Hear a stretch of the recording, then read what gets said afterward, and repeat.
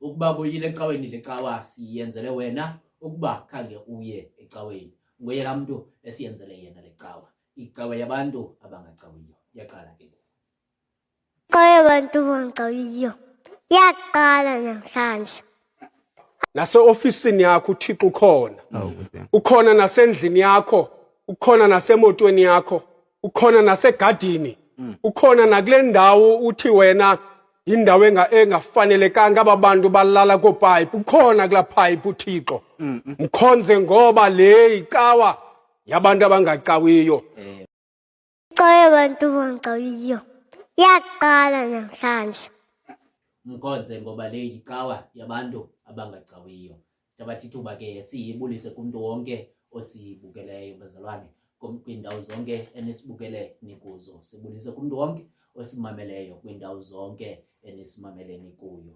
siyanamkela ke kwicawa yabantu abangacawiyo kuzo zonke ezo ndawo nikuzo igama lam ke ndingusihle Bonani andihambi ndedwa ndihamba nawe Mkhonzi bawo masibulise kumama otata obhuti nakosisi nakuntangandini nakuye wonke ke umuntu osibukeleyo nosimameleyo kwindawo zonke abasimamele kuzo ngelihle lomvukelo wethu uKristu igama lam ke ndingu-Anelewa kaMnguni masithembe ukuthi bazohamba nathi ke kwela xesha lethu lokugoduka bawo ewe bawo masiyivule ke inkonzo yethu yanamhlanje ngomthandazo bawo wethu osezulwini yise wenkosi yethu enguYesu Kristu kuhlweni Thixo wethu onamandla siyaphinda sisondela phambi kobuso bakho Thixo wethu oyingcwele emveni kokuba Thixo wethu sihambile iveki yonke singancokoli kunye nawe Thixo wethu ngokuba sicinga into yokuba kumele sithethe kunye nawe ngosuku lwecawa kuphela ngakho oko Thixo wethu oyingcwele kugqithiza apha kuthi ngoba wena unguThixo ohlala umamele Thixo wethu unamandla yiloo nto ke Thixo sisithi phambi kobuso bakho siza ngokuzithoba ngenxa yokona kwethu Thixo wethu oyingcwele kuzeni kwethu Thixo wethu phambi kobuso bakho Thixo wethu siza nemithwalo Thixo wethu siza sisindeka Thixo wethu unamandla siza Thixo sisiwa ngamadolo Thixo wethu oyingcwele phambi kokuwa kwethu ngamadolo kukuzithoba phambi kobuso bakho Thixo wethu oyingcwele kodwa ukuwa kwethu ngamadolo kwelinye icala ukusindwa Thixo wethu bubunzima behlabathi Thixo wethu unamandla amathuba Thixo wethu oyingcwele amaninzi Thixo wethu siye sacinga into yokuba singakwazi ukumelana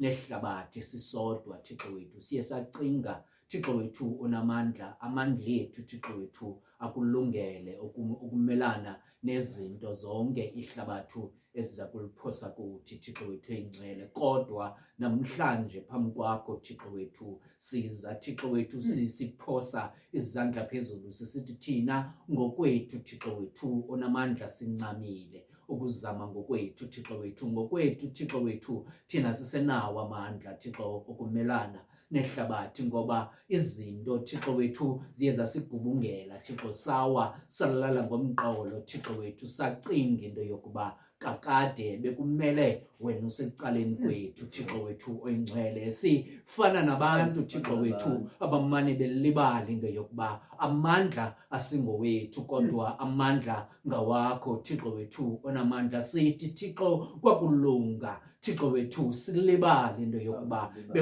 bekungangawo amandla ethu Thixo wethu sihambe siyomana phambi kwabantu sisithi jongani indlela endenza ngayo silibala ukuthi uThixo uye wandithanda nangalomzuzu Thixo wethu engcwele kuze kuthi Thixo wethu sakubethwa lihlabathi siphinde sicinge into yokuba uThixo ndiye ndaphinda ndamphoxa futhi Thixo wethu lonto ngamanye amathuba Thixo ibangela kube nzima nokubuyela kuwe kuba sizazi Thixo izinto esizenzileyo ngokuphika igama lakho Thixo wethu engcwele kodwa siza Thixo sifake imisila phakathi kwemilenze Thixo wethu sisithi siza kuwe sithe nyoqo Thixo wethu siphethwe umvandedwa nalihlazo lokwenza kwethu Thixo wethu ingcwele sisithi Thixo nangalomzuzu Thixo wethu besize kuwe sisithi asiphindi sone kodwa Thixo siphinde seza phambi kobuso bakho sisithi asikwazi ukubalekela kwenye indawo ukona kwethu kusibhencile Thixo wethu umqolo wethu uphandle Thixo wethu ingcwele ngoko Thixo sicela ukuwambathiswa nguwe Thixo wethu onamandla Thixo wethu oyingcwele amakhaya ethu Thixo wethu siwabona evuya ngumtyholi Thixo wethu namandla kongangathi Thixo wethu asikhuliswanga ngomthandazo Thixo wethu ingcwele amakhaya ethu Thixo abanye batsalela kwelinye icala abanye batsalela kwelabo Thixo wethu bazabathi abantu abangaziyo ndiyokuba leliphi icala elungileyo bazibone bezindindi Thixo wethu ngoba umuntu uyafuna uyakwelicala kodwa abantu abathandayo bakwelinye icala Thixo wethu oyingcwele ngoko kube nzima Thixo ubona amakhaya abantu esifa kodwa abantu basekhona Thixo wethu oyingcwele ilonto Thixo sisiza phambi kobuso bakho Thixo wethu sisithi siyacela Thixo unxibe intanda Thixo wethu ngoba kuye kumane kusonakala Thixo wethu oyingcwele ngapha Thixo wethu abantu bancamile bancame abazali abanye bancame inzala yabo Thixo wethu oyingcwele ngingangathi wena Thixo usekho emakhayeni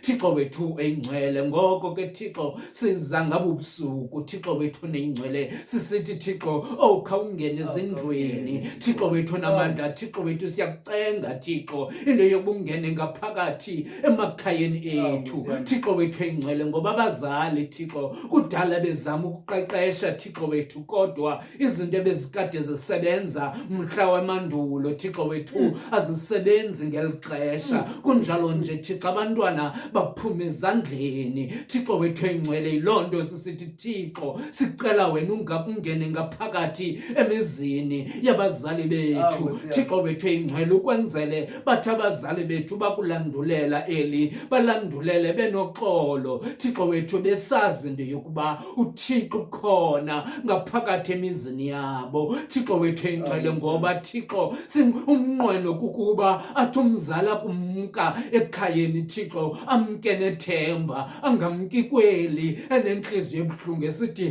Thixo ndicela ungandithathi ngoba andiyazi ikhaya okanye umzi wami uyakuba njani xa ndingekho ngoba Thixo abantwana ababonabo ubuthixo Thixo wethu oyingcwele ilonto Thixo sisiza kobubusuku sisithi Thixo sicela ungene ngaphakathi emakhayeni ethu Thixo wethu ngoba Thixo ukumoshakala nokulunga Thixo kuxhomekeke ekungeneleleni kwakho Thixo wethu onamandla sikuthembile ke Thixo uyaba nguThixo ze kuthi Thixo naxa sivula lenkonzo ube nguThixo Thixo wethu oyingcwele ngoba Thixo umnqweno wethu kumane kukhumbuza abantu into yokuba uThixo sekhona ngoYesu Kristu ngoko nangona phakade amen.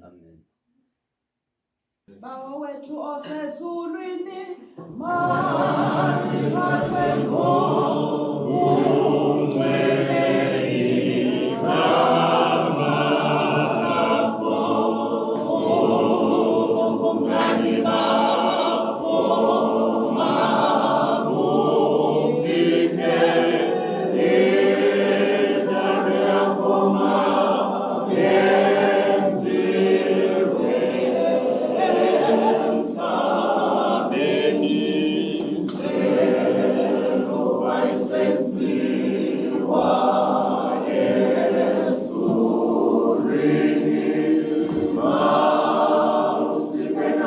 Jesus.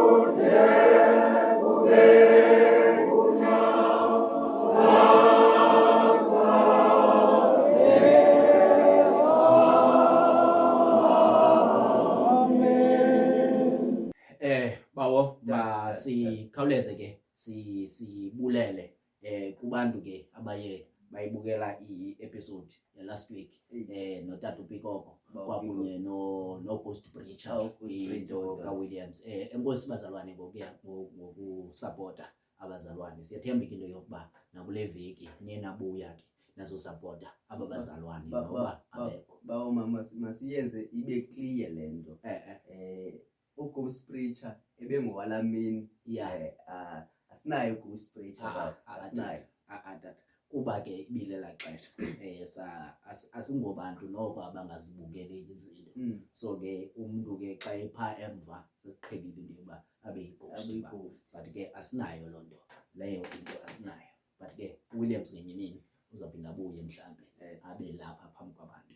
Kodwa ke bazalwane eyona nto ibalulekileyo okwakuba uqedwe ukhawulezile lokuba xa phakathi kwabantu kuba yinto ngoku njengobana angasemva bengu-ghost bawo uzaba nguWilliams bawo apha phambi kwethu uzaba nguWilliams apha phambi kwethu. Kodwa ke bazalwane ukuba ke awukamcofa usubscribe nabo bantu besibukele last week siyacela bazalwane into yokuba nicofe usubscribe. Ngumnikelo wethu ke lowo uyasinceda ke into yokuba as i-channel okanye as icawa le yabantu abangacawiyo noko ikhule, especially phayesowethu bawo neka bacofe bawo. Eyona nto esinqwenela yona bawo asinqweneli into yokuba abantu bayeke icawa zabo bazobukela thina, kodwa umnqweno wethu kukuba umntu xa enomnqweno into yokuba makamamele into enoThixo phakathi sibe sikhona nathi, kunjalo nje sinethemba into yokuba ikhona noko i-contribution esiye siyenze phakathi kwento enelizwi likaThixo phakathi. Angasengxakini umuntu uba unoyeka inkonzo yakhe afuna uza kubekwa izinkonzo zethu ngoba uyofika singenzi into uyofika singenzi sidlele pha emva bawo. Injalo tata. Ukuba ke uyayithanda le nkonzo ungalibali ukucofa like, ungalibali ke nokucofa ushare, ungalibali nokucofa i-notification bell if awukayicofi. Bakhona ke noko abantu abayicofileyo i-notification bell, sibulele kwabo bantu. Kwindawo ke ohamba kuzo xa kwavela incoko ubaxelela into yokuba icawa yabantu abangacawiyo iyadlala rhoqo ngecawa yentsimbi yesihlanu kunye nam uSihle Bonani kwakunye nobawo uAnele wakwaMnguni. Sizawuya ke emazweni ngoku bawo abantu sebasilinde. Bawo sicela abantu basilinde kula ncwadi. Wabheka osiya wabheka. Sicela abantu basilinde kule ncwadi kaHosiya uchapter 11 verse leyo yokuqala, Hosea chapter 11 verse 1 emveni ke kwale ingoma.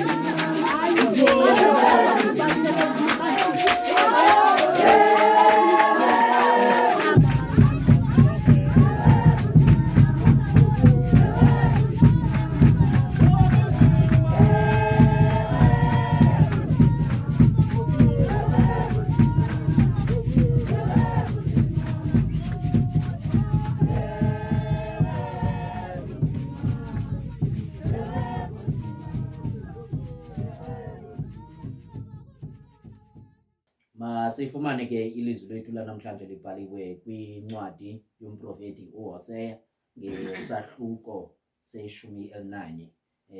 Sawuqala ke kwivesi yokuqala siye kwivesi ye-11 phansi kwesihloko esithi uthando lukaYehova kubantu bakhe abanobugwenxa.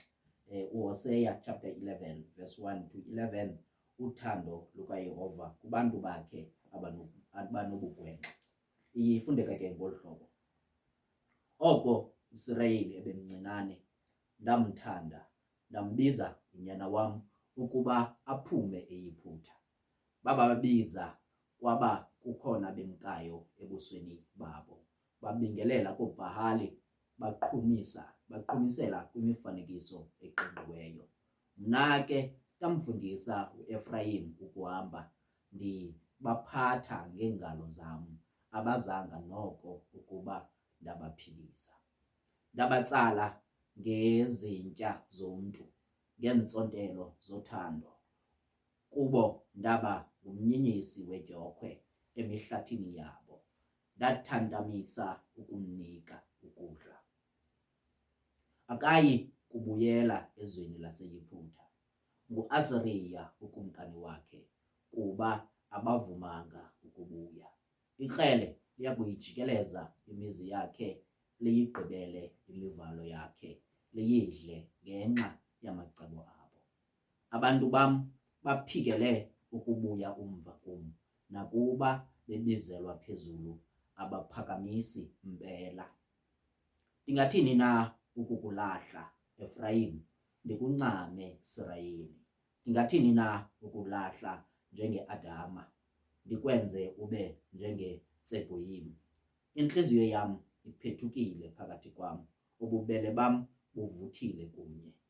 Andiyi kukwenza ukuvutha komsindo wam, andiyi kubuya ndimonakalise uEfrayim, ngokuba ndinguThixo, andimntu. Ndingoyingcwele phakathi kwakho, andizi ndishushu ngamsindo. Baya kumlandela uYehova, uya kubharhuma njengengonyama, kuba yena uya kubharhula. Bavele entshonalanga unyana begubha, baya kuvela eYiphutha begubha njengeentaka. Bavele ezweni lase-Asiriya njengamavukuthi, ndibabeke ezindlwini zabo, utsho uYehova. Eli lilizwi lenkosi. Inkosi mayisikelele ukufunda kwelizwi layo ngoYesu Kristu ngoku nangona phakade. Amen. Wow.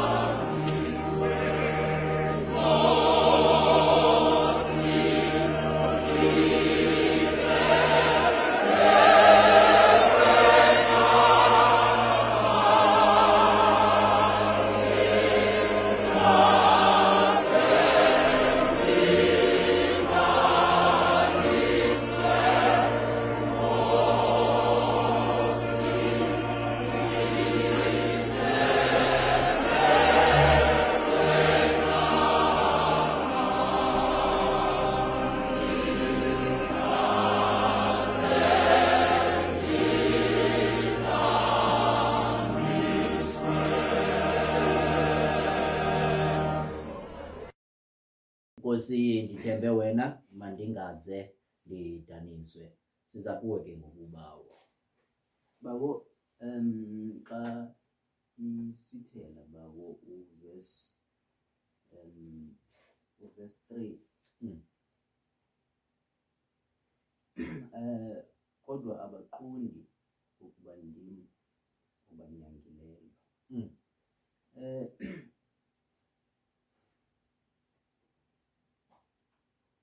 Babo, kukho ibali endakhe ndaliva. Kuthiwa kukho ndoda ithile eyathi ilali elalini yayo ingekho. Yabona ukuthi noko ilali yangaphesheya ityebile. Kuweleni kwayo umlambo, iwela umlambo ke. Fike ke itye into zamadoda apha elalini. Kuthe kusatyiwa ke izinto zamadoda okanye kusandokukhululwa amahashi elali, izinto zinabele emadodeni, kwakho isichotho esikhulu. Nkosi yam. Kwagcwala umlambo, kodwa le ndoda lena ayayeka ukutya izinto zayo, yalibala ukuthi kanene kufuneka ndigodukile. Nkosi yam. Ndibheke elalini.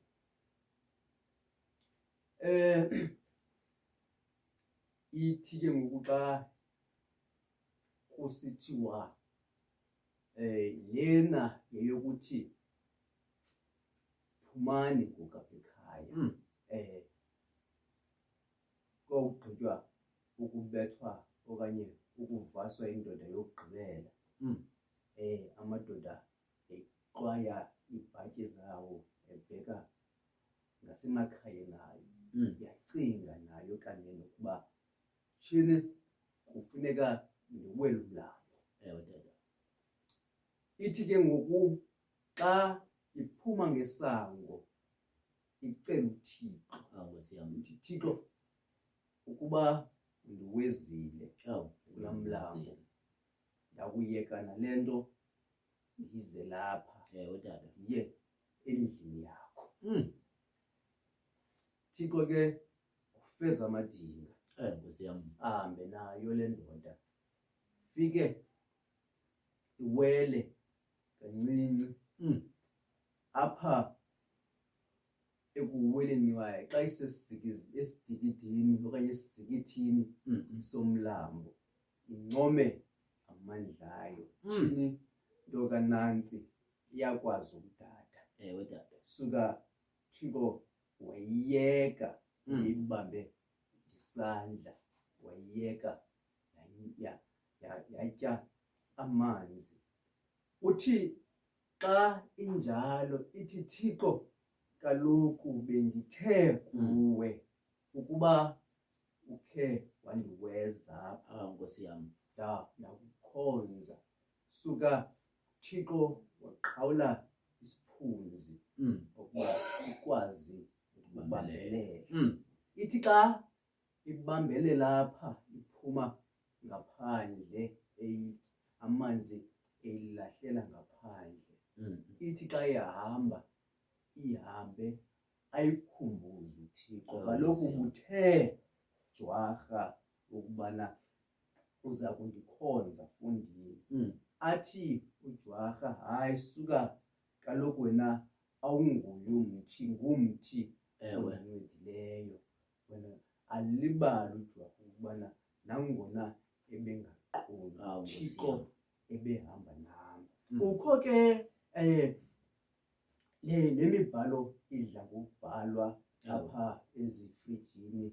Andiyazi nobana kweli xesha isekhona, kodwa kwakukho umbhalo ethi indoda ithile yayihamba elwandle. Uthi xa kubhudla umoya ibone, okanye xa kumnandi umoya wolwandle, uphephezela kamnandi, Ewe, Dade. ubone isethi ze-footprint ezimbili, ibone ezazo, ibone nale ndoda ihamba nayo. Ewe, Dada. Bedinga emveni bana umhlambi kubhudla umoya kugubi bantwana bahle bedinga isuke ithi xa ijonga ecaleni kwayo ibone ukuthi hayi mani ndibona ngoku okanye enye ezizam kuphela. Hawu, Nkosi Bantwana yami. bahle ithi xa iconfronta lo mntu ihamba naye apha endleleni ithi kaloku wena ngexesha ebendikudinga ngalo Awu. usuke wanyamalala, Mm. ngexesha lobubi ebomini bam usuke wena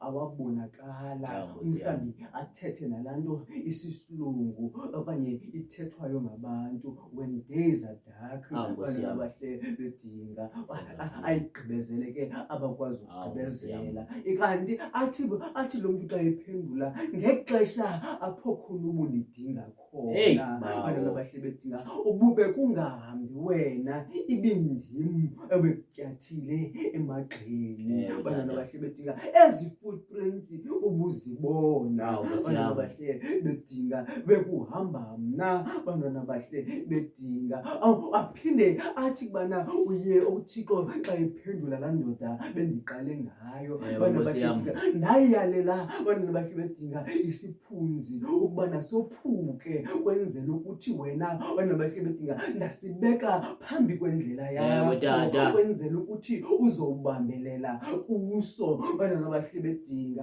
ko into endizama ukuyithetha Ewe, Nkosi yami. esisizwe esi Esi siyayazi sizwe. ukuthi siyathandwa Hey, Nkosi nguThixo. yami. Bantwana bahle bedinga namaqithiqithi esiwenzela nguThixo singawathatheli ingqalelo Ewe, because Nkosi of yami. siyayazi ukuthi uThixo lona uyandithanda. Bantwana bahle bedinga umhlambi nathi Awu. izinto esizenzelwa ngabazali bethu. Ewe, Bantwana bawo. bahle bedinga umhlambi. Bantwana bahle bedinga abazali bethu ukungalali kwabo besithandazela sibonakale ngamanye amathuba sithubeleza phakathi kwezinto ebekufanele ukuthi asiphumanga kuzo. Ewe, Bantwana bahle bawo. bedinga umhlambi sihambe busuku. Bantwana bahle bedinga sibone sisinda ezingozini, Ewe, sibone bawo. sisinda kwimbumbulu, sibone sisinda kwizinto zobumnyama. Bantwana bahle bedinga Nkosi singaba-appreciate abantu abasityathe emagxeni. Bantwana bahle bedinga abasirholayo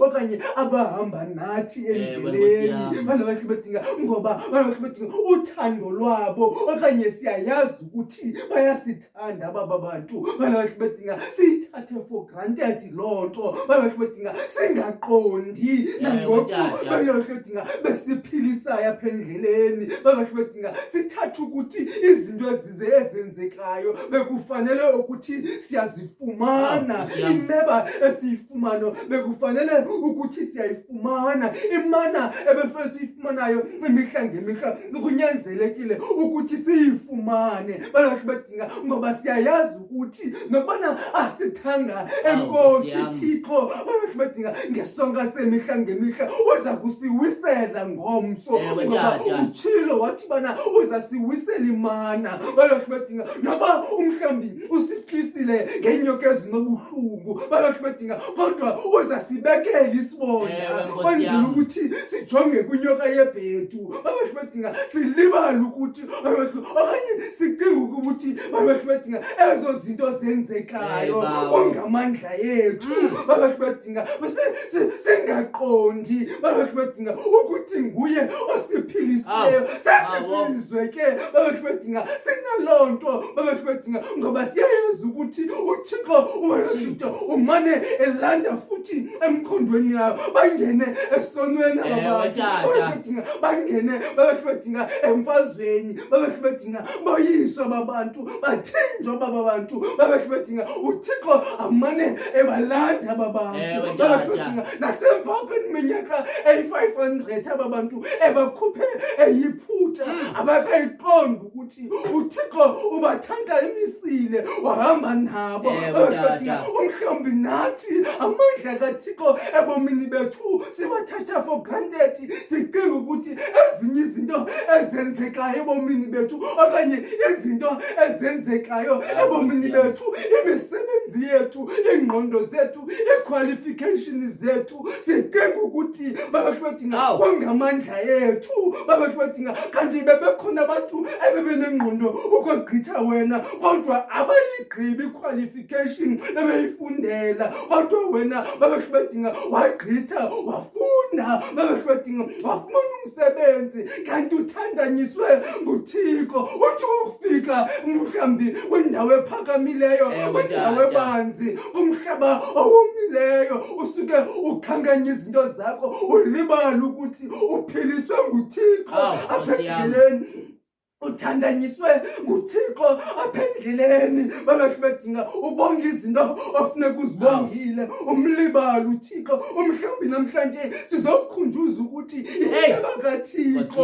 babasho badinga masingayithathi for granted babasho badinga umhlambi usindile kwezinye izinto ayikho babasho badinga kodwa ukuthandanyiswa nguThixo ungaqondi wena babasho badinga akagaqamisa uThixo aphendleleni uyakulinda ngamanye amathuba uthi ndiniwe asukuthiko ahlele kwakho babasho badinga uthi awukhokha amandla uThixo aphinde ahambe nawe babasho badinga akuthandamisa uThixo babasho badinga uthi ufuna ukuwa angqiyama uThixo aphekeleni kwakho wenzela ukuthi ungawi uphinde uhambe ungaqondi ukuthi uThixo lona ukuthandamisayo ngoba uThixo ayingomuntu ukugaqamisayo ayisuka phakama mama uhambe babasho badinga angqolisa uThixo ayingoThixo ongqolisayo lona uThixo omane ukukhuthaza esiphakama kaloku mntanami akuthandamisa uThixo ahambe nawe uThixo babasho badinga nawe mhlambi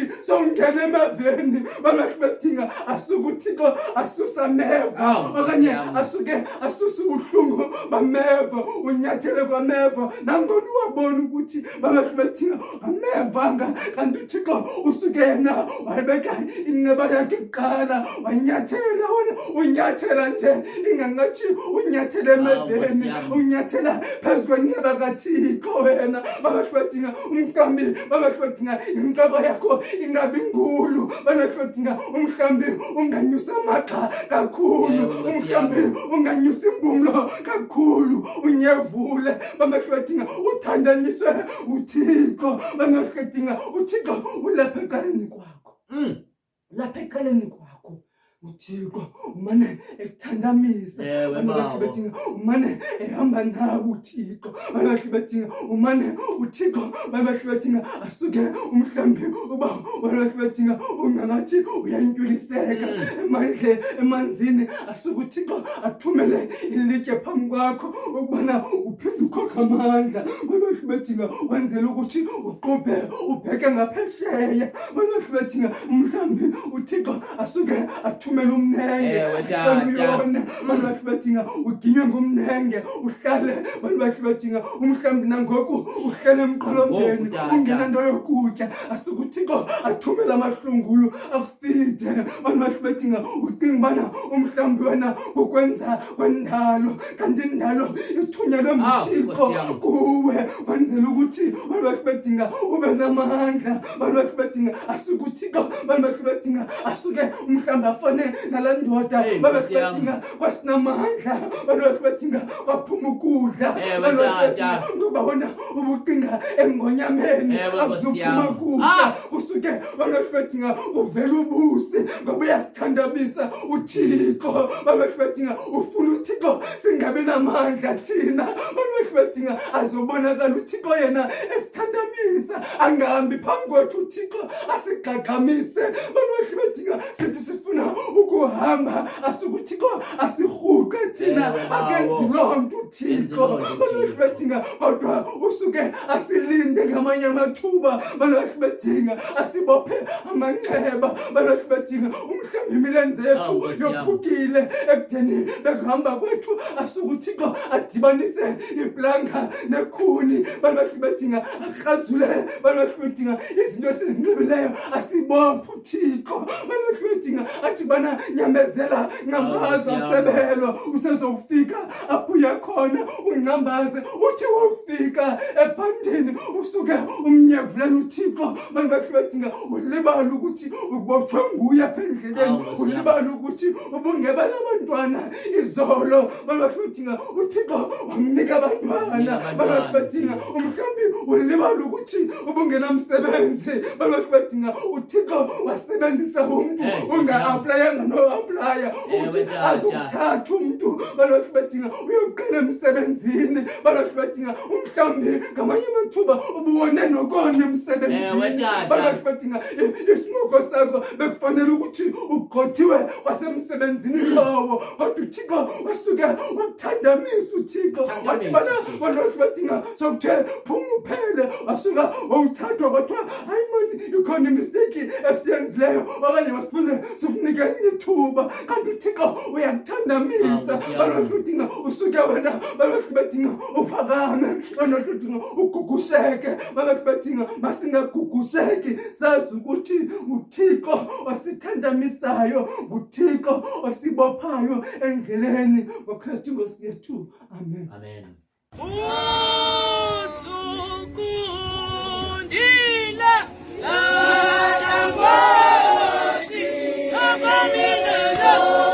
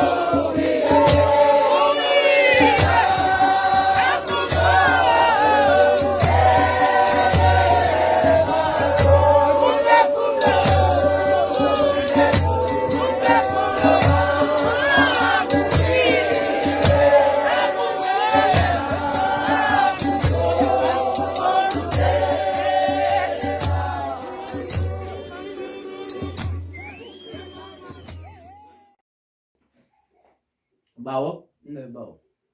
pha ku verse 7 Verse 7.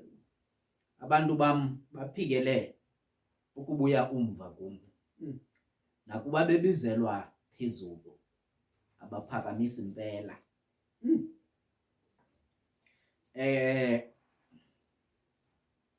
Ibawo ndikuva kakuhle xa usithi uThixo yabathantamisa abantu bakhe. Nkosi yami. Apha bawo ingangathi kubonakala kakhulu into yokuba lona nguThixo waboni. Nkosi yami. Lo ayingoThixo wabantu abagqibeleleyo. Kodwa ingangathi bawo kwa aboni aba ababoni into yokuba nguThixo waboni. Nkosi yami. Mhlawumbi kumoshakele kangaka kungenxa yokuba aba bantu uThixo anguThixo wabo ababoni into yokuba nguThixo wabo. Sikhawuleze bawo siyizise kweli lethu ixesha. Nkosi yami.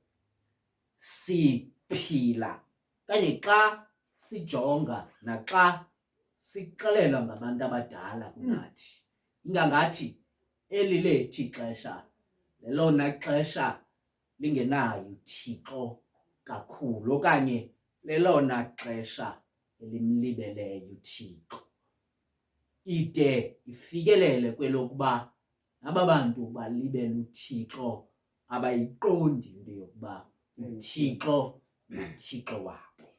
Abantu babhekele kakhulu kuThixo bade abaqonde into yokuba nakwizinto abaphuncuka kuzo baphungulwe nguThixo. Bantwana bahle bakaThixo, uHoseya lo ufika kwixesha elibi kwaSirayeli okanye phakathi koSirayeli kwakunye noYuda. Bantwana bahle bakaThixo, ingangathi kwelaa xesha kwakuphethe okumkani uUziya ngeli xesha. Bantwana bahle bakaThixo, ingangathi abakumkani babethwa ngeqhenqa ngenxa yobubi babo phambi koThixo. Bantwana bahle bakaThixo, ngelaa xesha amaSirayeli ayebuye umva kakhulu.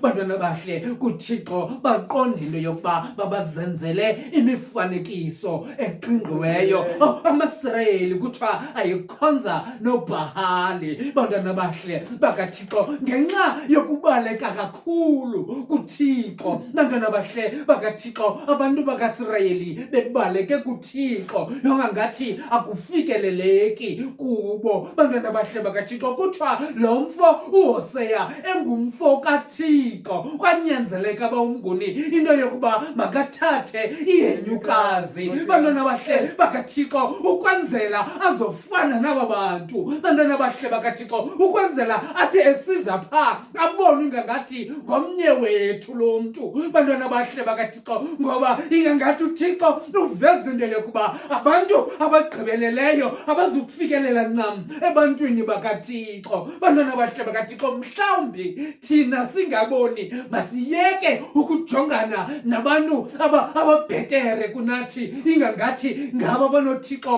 ukogqitha thina. Mhlawumbi bawumnguni kwindawo esikuzo, kwindawo esona sikuzo, kumane kufika umntu kancikane akuxelele ngoThixo uthi ubukade ungubani wena, uyile nto yiyo nje, ungandixelela njani ngoThixo? Kanti uThixo uze kulo mgxobhozo okuwe ukwenzela into yokuba akunyundule uThixo. Mhlawumbi asiboni uThixo selethetha nathi ethetha ngamanxila bawumnguni sithi hayi mna anawushunyezwa ngubani ngoba ndiyazazi izinto azenzayo. Kodwa uThixo wahlisa umntu wakhe wathi thatha ihenyukazi ukwenzela abo bantu ufane nabo uncokole kakuhle nabo.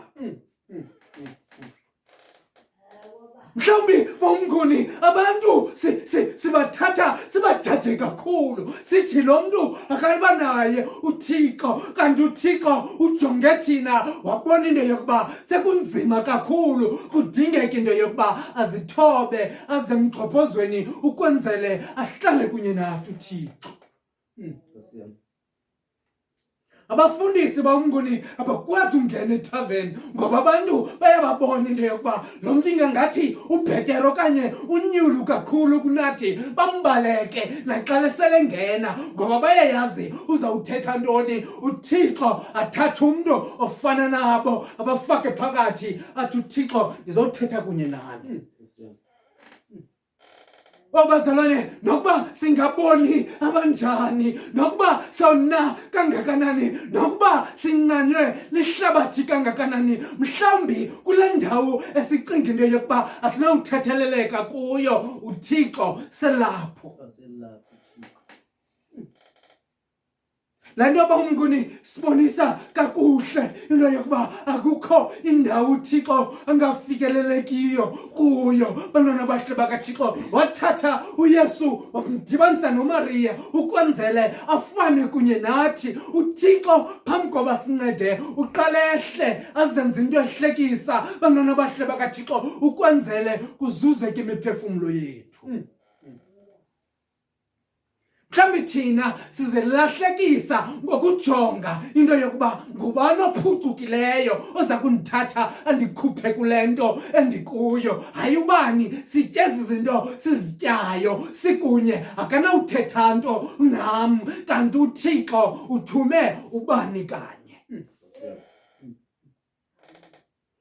Abantu abahle bamnguni, abantu abahle ngabo mhlawumbi ofika into yokuba amanyundululu enziwa ngabo kuba abantu becinga into yokuba babathembile kanti lo mntu uhlale naye ulomgxobhozo kuye nguye othunyelwe nguThixo.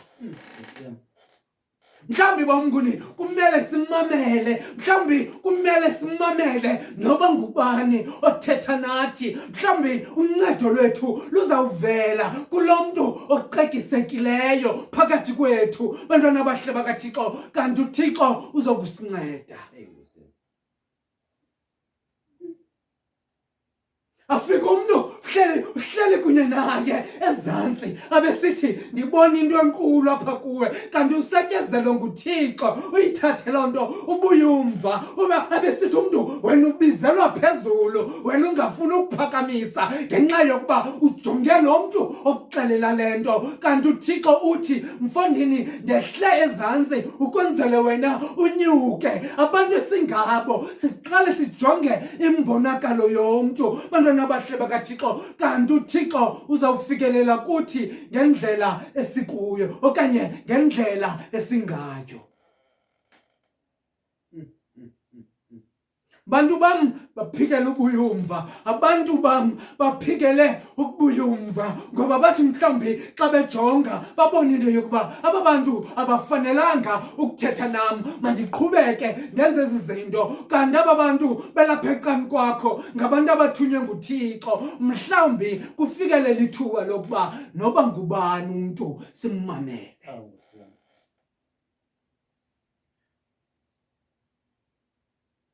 Nakuba bebizelwa phezulu abaziphakamisi mpela bantwana bahle bakaThixo bathi abantu besiza kuwe bemane besithi kodwa into ethile xa size kuwe iyalungiseka. Umuntu azijongele phansi ngenxa yeziphoso azenze izolo bantwana bahle bakaThixo angafuni ukubuyela kuThixo kanti namhlanje uThixo uzokusibonisa into yokuba lo nguThixo waboni lo.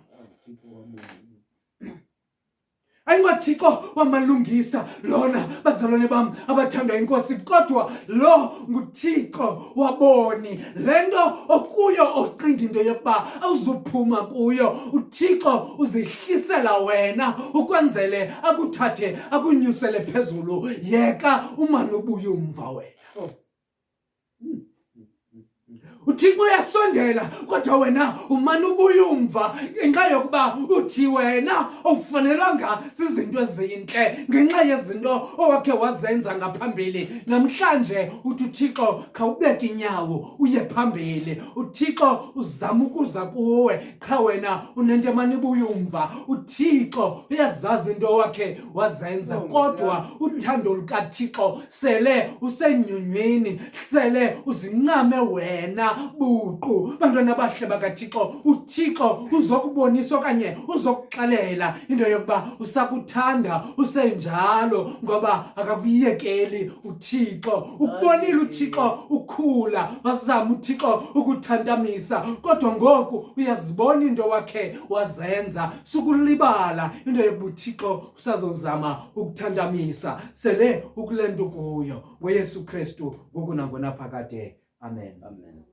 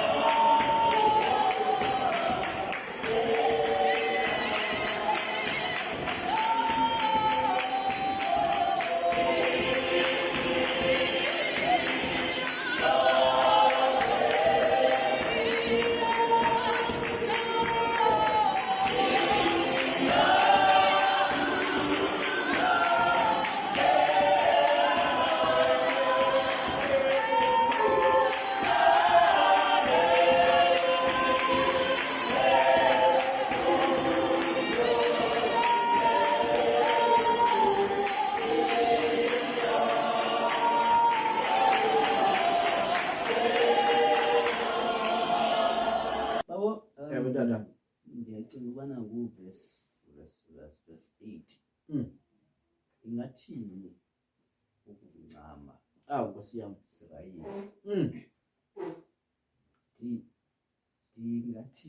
Ngathini tata ukuncama?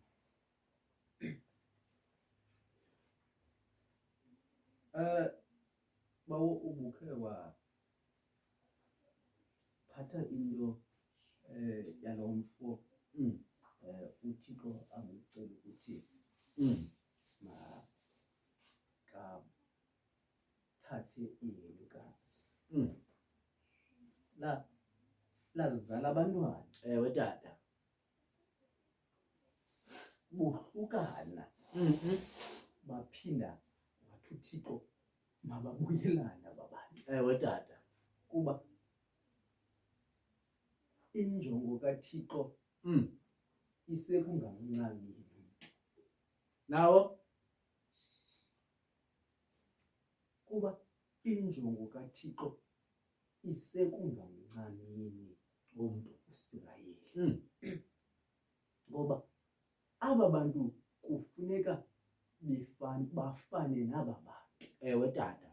Kwenzela ukuthi umhlambi ngamanye amathuba babe nokuzidawutha bona tata ububona kwenzela uThixo yena amane ebabonisa indlela yokuphila Nkosi yam. ekukudawutheni kwabo amandla abo. Nathi ke sinawo amaxesha ngoku sizinikiwe izinto nguThixo sisuke sidawuthe kwa amandla ethu anga bantwana bahle bedinga sidawuthe bantwana bahle bedinga uzazi ukuthi ngiyakwazi ukuthi ndiyithathe le nto ndiyisuse ndiyibeke kule ndawo kodwa zakukuxinanisa izinto zephakade bantwana bahle bedinga udawuthe kwaloo nto kodwa ekuzincameni kwakho yena asukuThixo yena angakuncami ngoba uthando lukaThixo lolu lubangela ukuthi angasincami uThixo nangona thina umhlawumbi sesifuna bana bahle bedinga ukuncama thina okanye sesincamile singafuni kwa uvuka oku bana bahle bedinga kodwa uThixo yena azame kangangoko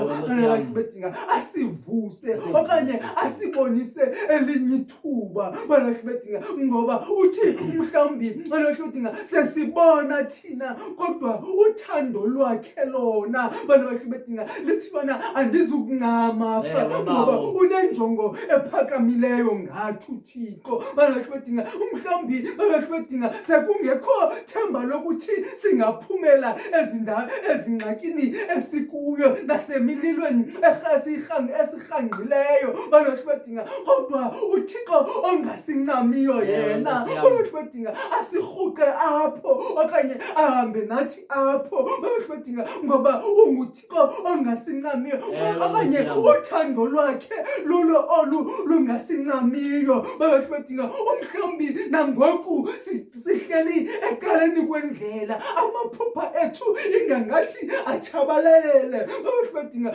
ngoba sithi xa sisenza lena bana bahle bedinga ayenzeki bana bahle bedinga sithi xa sifuna ukulungisa kwalicala akulungi sisuke siqonda ukuthi hayisuka ukubana masuke sizame unosuke sihlale apha silungele ixesha lethu lokufa bana bahle bedinga umhlawumbi bana bahle bedinga ngamanye amathuba sesincanywe ziifemeli zethu bana bahle bedinga sesincanywe nazi izihlobo zethu kodwa uThixo yena ongasincamiyo asuke asibonise elinye icebo ngamanye amathuba sesizifake ngokwethu emihadini bana bahle bedinga umhlawumbi sesiziqhumelele nengcwaba lethu bana bahle bedinga sesimqinile thina kodwa yena asuke ame ngapha kwengcwaba bana bahle bedinga libonakale livuleke ingcwaba singakholwa ukuthi utheni lo Thixo esenzele ihlobo bana bahle bedinga ngoba ithemba lethu likuzero bana bahle bedinga okanye phofu seligqithe nakuzero likunegative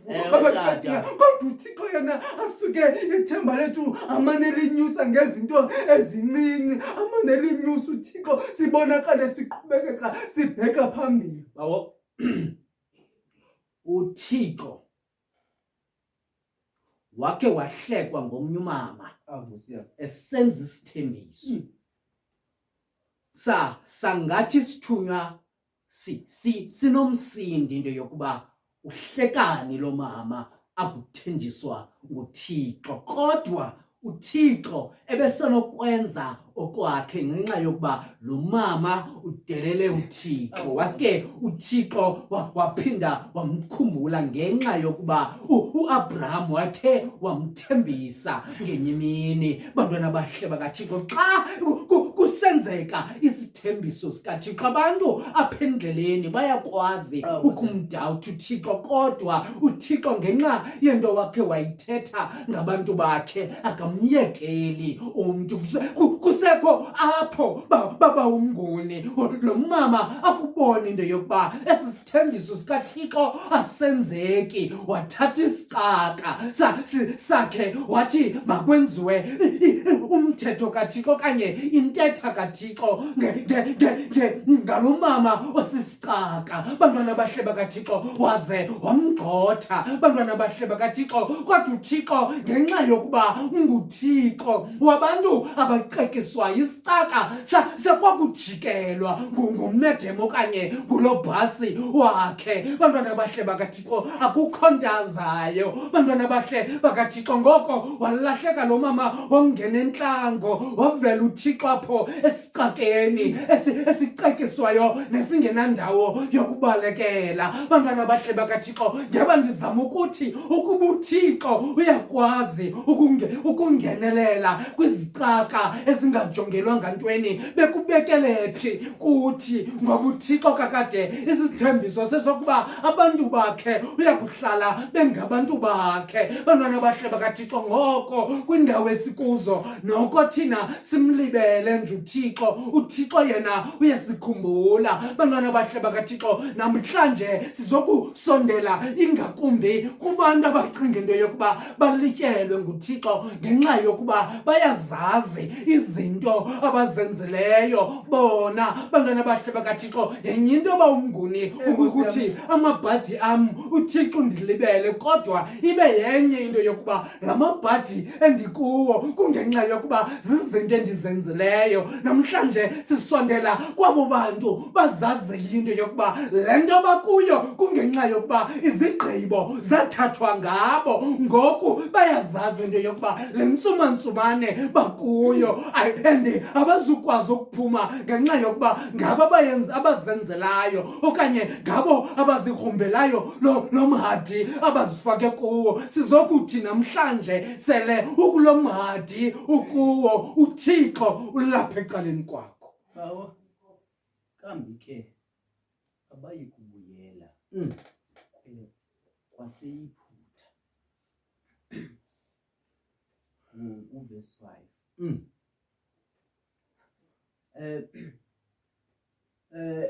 bazohlala apha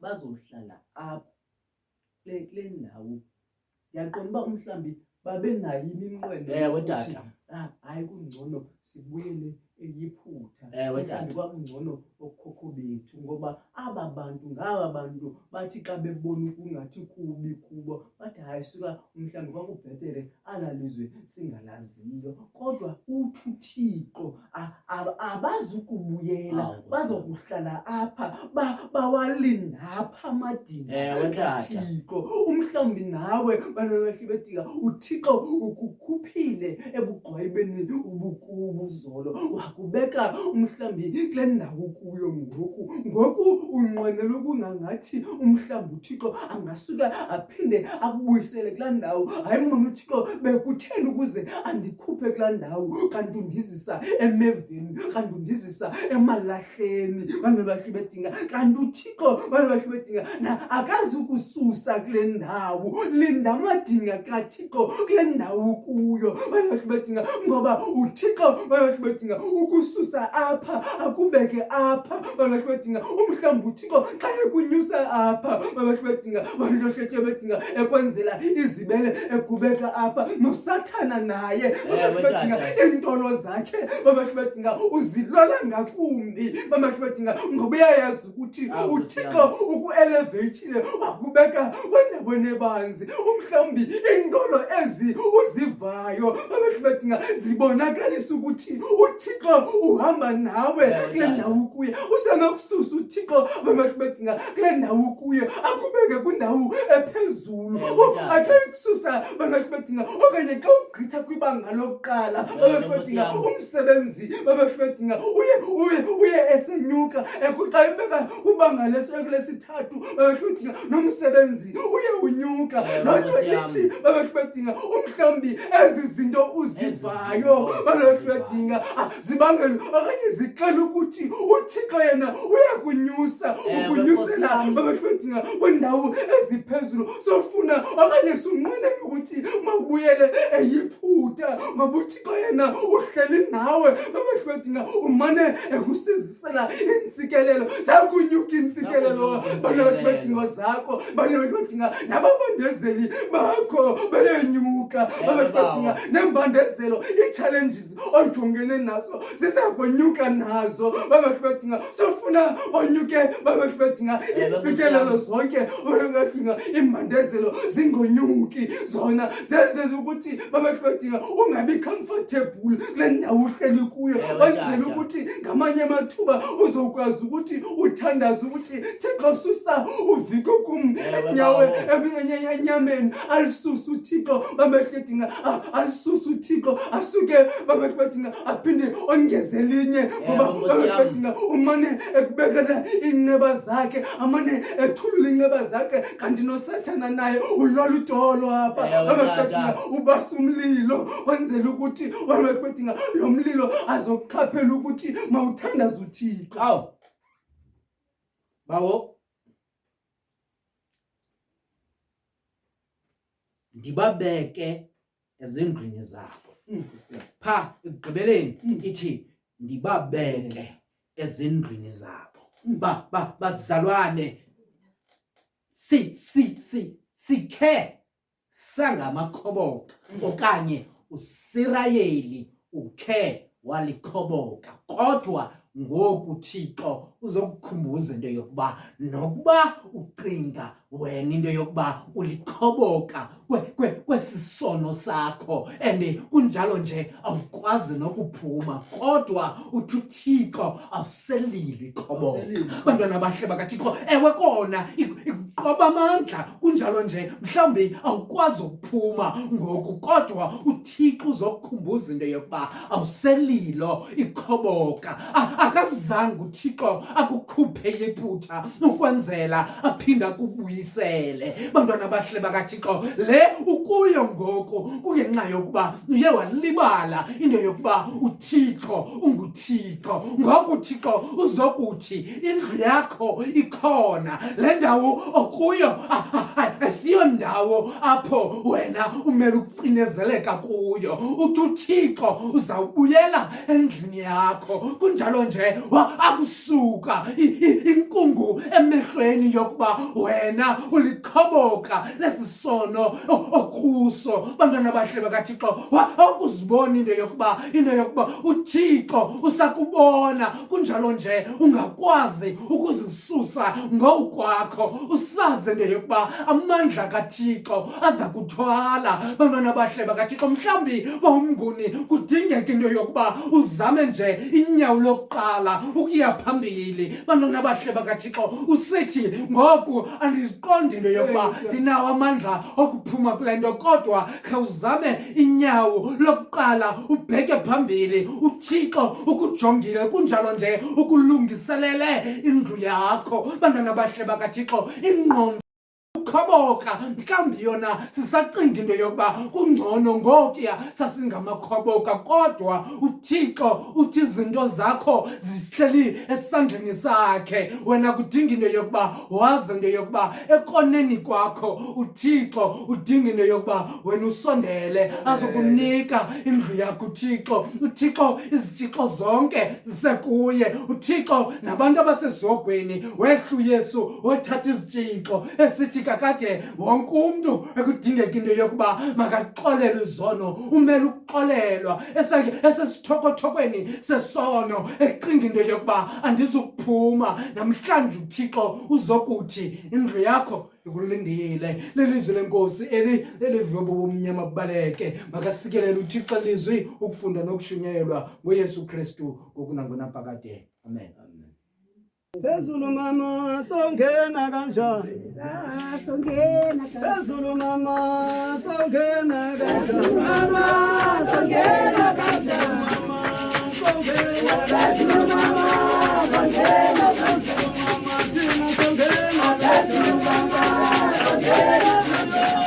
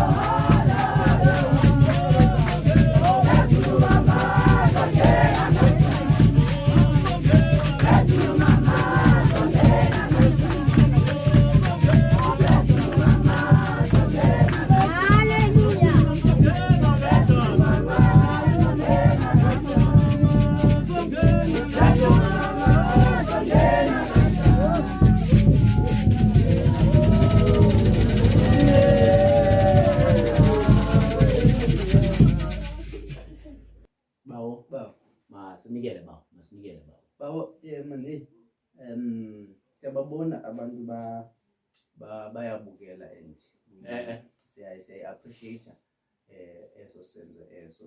Kodwa mani kawukubukele ucofe nala qhosha lika subscribe kwenzela ukuthi noko ibalance i-equation le yethu.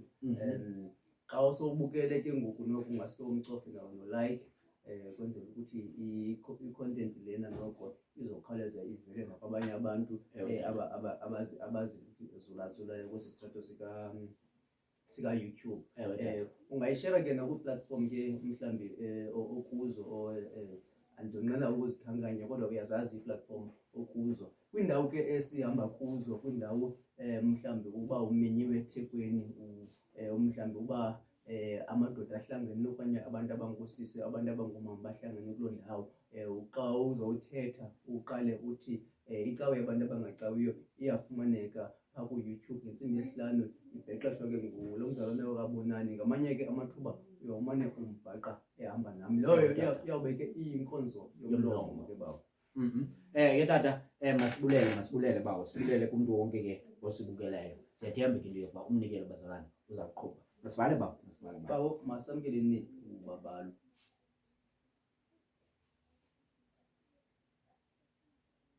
Alaba ufifile inkosi yethu uthando nobudlelwane bomoya oyingcwele bungaphumla phakathi kwethu sonke idibuye inkosi izolanda ibandla uKristu Nkosi yethu. Amen. Amen, amen, amen, amen, amen, amen, amen,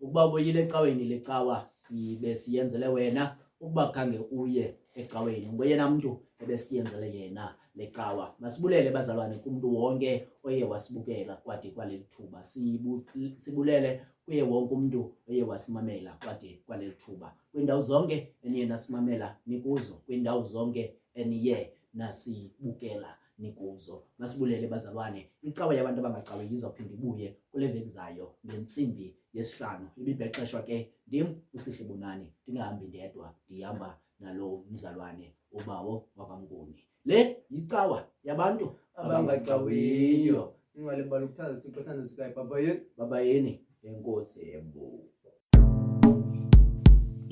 Papa, Papa, Papa.